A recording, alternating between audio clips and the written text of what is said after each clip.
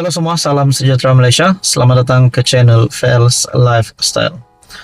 Saudara-saudara yang amat dihormati, tuan-tuan dan bapak. 11 Mei ini, pilihan raya kecil Kuala Kubu Baharu yang pasti menjadi tumpuan, terutamanya kepada peminat politik dan kepada pengundi di pilihan raya kecil untuk Kuala Kubu Baharu.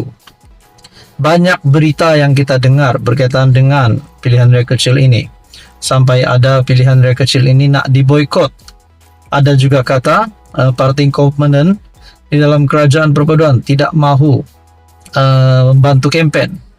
Nah, akhirnya ini adalah satu lagi berita ataupun satu kenyataan daripada pakar yang pasti diminati oleh Anda yang mendengar berita hari ini.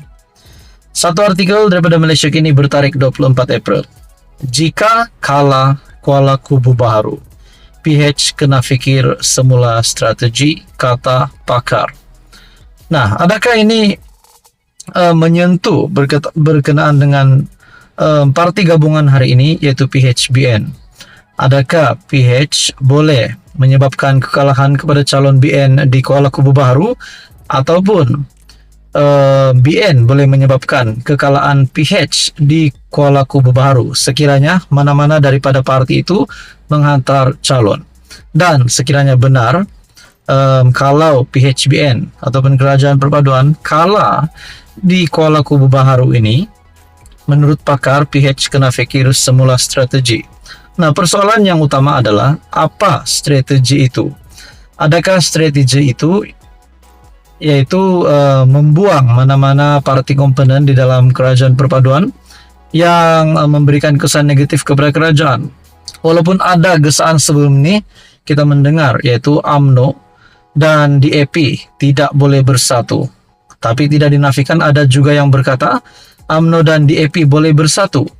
Nah, saudara-saudara, menurut artikel ini, jika Pakatan Harapan tewas dalam pilihan raya Kuala Kubu Baharu, ia akan memaksa Perdana Menteri untuk menilai semula andaian bahawa bukan Melayu dan pengundi liberal tidak mempunyai pilihan selain terus menyokong gabungan itu, kata penganalisis.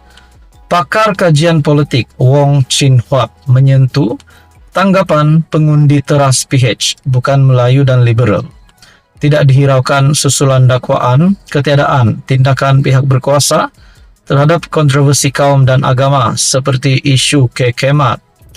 Wong memberitahu Malaysia Kini, pilihan raya akan datang sebagai sukar untuk DAP, dan jika peratusan keluar mengundi pemilih China dan India rendah, maka ia turut membawa petanda kegagalan. Ditanya jika PH kalah, adakah akan menjadi peringatan untuk gabungan itu bermuhasabah? Wong menjawab ya. Wong berkata, keputusan negatif juga akan memaksa PH untuk memikirkan semula perancangan dalam menghadapi PRU akan datang. Beberapa pemimpin dalam PH termasuk mereka dalam DAP berharap untuk memeterai parti-parti kerajaan madani, PH dan UMNO khususnya, menjadi gabungan besar seperti BN baru. Kekalahan di Kuala Kubu Baharu akan membunuh angan-angan ini dan membawa semua pihak kepada realiti. Ini mungkin secara intuitif meningkatkan hubungan antara sekutu dengan parti-parti perlu memikirkan secara serius peraturan penglibatan sebagai rakan kongsi dalam kerajaan semasa dan saingan dalam pilihan raya nanti. Kekaburan hubungan kadang-kadang menyumbang kepada permusuhan menjadi tidak terkawal, tambahnya. KKB merupakan kawasan pilihan raya campuran dengan pengundi Melayu menyumbang 46%, pengundi Cina 30%, pengundi India 18% dan lain-lain 6%. Minggu lalu Malaysia Kini melaporkan bahawa pihak tertentu menggesah kaum India memboikot pilihan raya 11 Mei, mendakwa kerajaan telah mengabaikan masyarakat itu. Bagaimanapun, Wong berkata kempen boikot ini boleh membantu PH yang akan mencemaskan penyokongnya yang kemudiannya memilih untuk mengelak kekalahan. Sehubungan itu, pengkaji politik tersebut percaya ancaman besar kepada DAP ialah perasaan di kalangan pengundi PH bahawa semangat mereka telah memudar. Apa yang boleh memberi kesan terhadap peluang DAP bukanlah protes aktif, tetapi sikap acuh tak acuh dan sikap tidak peduli di kalangan pengundi. Nah, saudara-saudara, berkaitan dengan ini, sejak menjadi sebahagian daripada kerajaan campuran, parti-parti PH, khususnya DAP, didakwa kehilangan suara. Malah ada yang membandingkannya dengan MCA yang sering dilihat tunduk kepada UMNO ketika BN memerintah. Bagaimanapun, Setiausaha Agung DAP Anthony Locke menegaskan kedua-dua parti itu tidak boleh dibandingkan. Anwar pula didakwa gagal melaksanakan reformasi yang dijanjikannya semasa PH memerintah dan dituduh berkompromi dengan prinsip tertentu yang dipegangnya. Nah, saudara-saudara, berkaitan dengan ini, apa komen Anda? Sekian saja, teruskan bersama di dalam channel ini untuk info yang seterusnya.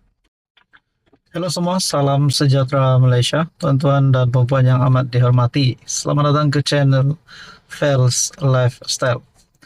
Kita digemparkan lagi dengan satu tangkapan yang pasti mengejutkan kepimpinan politik Malaysia, terutamanya Perikatan Nasional dan PAS sendiri. Karena tangkapan ini melibatkan anak kepada pemimpin besar PAS, yaitu anak Menteri Besar Perlis yang disahkan dicekup oleh SPRM. Di dalam kenyataan baru-baru ini daripada Malaysia Kini, SPRM cekup anak Menteri Besar Perlis. Ini satu lagi kejutan baru, di mana sebelum ini kita juga mendengar beberapa pemimpin PAS yang terlibat dengan rasuah. Bahkan saya berkata begini kerana sebelum ini kita mendengar di Kedah berkaitan dengan REE yang melibatkan nama Menteri Besar Kedah sendiri Muhammad Sanusi. Dan kali ini melibatkan pula anak kepada MB Perlis, yaitu salah satu lagi pemimpin besar PAS. SPRM menahan anak Menteri Besar Perlis Muhammad Shukri Ramli bagi membantu siasatan kes tuntutan palsu berjumlah RM600,000. Anak pemimpin PAS itu ditahan bersama 6 orang lagi, termasuk pegawai kanan pejabat Menteri Besar Perlis, lapor BH yang memetik sumber. Perintah reman dikeluarkan oleh Magistrat Ana Rozana Muhammad Nur di Kangar pagi tadi, kira-kira 24 jam selepas ditahan. SPRM cekup anak MB Perlis. Artikel daripada Malaysia Kini bertarikh 24 April. Siasatan juga dipercayai menjurus kepada tuntutan palsu terhadap kerja yang tidak dilaksanakan. Suspek yang ditahan itu dipercayai berperanan sebagai pemilik syarikat kontraktor dan penjawat awam di Pejabat Pendidikan Setiausaha Kerajaan Negeri dan Pejabat Menteri Besar Perlis. Dalam pada itu, di dalam perkongsian artikel yang sama daripada Malaysia Kini, anak ditangkap SPRM. Akhirnya, ini yang kita nantikan, pengakuan daripada Menteri Besar Perlis sendiri. MB jelas pada DUN esok. Menteri Besar Perlis Shukri Ramli akan menjelaskan isu berkaitan penahanan anaknya oleh SPRM susulan siasatan kes tuntutan palsu berjumlah 600,000. Esok saya jawab dalam Dewan. Setakat itu sajalah komen saya, katanya kepada pemberita selepas sidang DUN Perlis di Kangar. Nah, persoalannya, mungkin pendedahan daripada MB Perlis ini yang dinantikan ramai. Mungkin ada juga berkata, adakah MB Perlis terlibat dengan tangkapan itu? Ataupun mempunyai keterlibatan lah maksud saya. Nah, harap-harap tidak adalah. Dan semoga ada penyelesaian yang baik di dalam isu ini. Namun ini perlahan, maafkan saya, sedikit demi sedikit akan membuat satu lagi mungkin tren pengundi daripada PN terutamanya PAS akan menurun. Nah, itu menjadi persoalannya lah, kerana satu lagi keluarga daripada pemimpin besar PAS yang terlibat dengan tangkapan oleh SPRM. Dan adakah ini akan memberi kesan kepada pilihan raya kecil di KKB nanti, ataupun memberi kesan kepada gabungan Perikatan Nasional bersama dengan Bersatu dan Gerakan? Semuanya menjadi persoalan. Apa komen Anda, teman-teman? Sekian saja, teruskan bersama di dalam channel ini.